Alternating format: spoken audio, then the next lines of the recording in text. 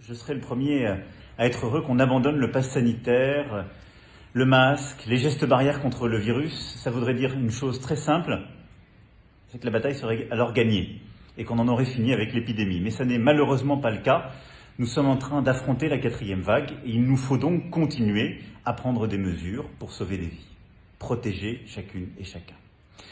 Ensuite, c'est faux de dire que la France est le seul pays. Le Danemark, l'Italie, l'Allemagne, les États-Unis, beaucoup d'autres utilisent des formes d'organisation comparables au pass sanitaire. Nous sommes tous en train de nous battre contre ce fameux variant Delta qui va plus vite et qui est encore plus redoutable que les formes précédentes. Et pour cela, c'est bien évidemment le vaccin la solution. Et puis, troisième chose sur laquelle je voulais insister, c'est que si nous n'avions pas le pass sanitaire aujourd'hui, on serait obligé de refermer, c'est-à-dire de faire porter la contrainte sur tout le monde. Avec le pass sanitaire, on l'a fait porter uniquement sur celles et ceux qui ne se sont pas encore fait vacciner et en leur demandant de se tester pour protéger les autres.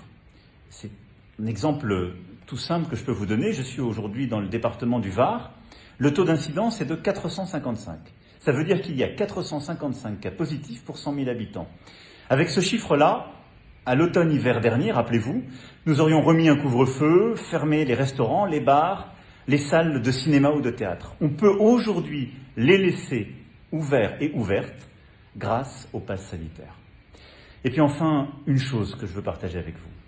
Nous avons la chance dans notre pays d'être suffisamment forts, solides, pour indemniser celles et ceux qui ont des contraintes, accompagner les citoyens comme les entrepreneurs. Et surtout, nous avons pu acheter les doses de vaccins. Là où dans d'autres pays, au Brésil comme ailleurs, les gens manifestent pour avoir des aides et des vaccins. Alors ces vaccins que nous avons achetés, dont nous disposons, utilisons-les pour nous protéger et protéger les nôtres. Allons-y.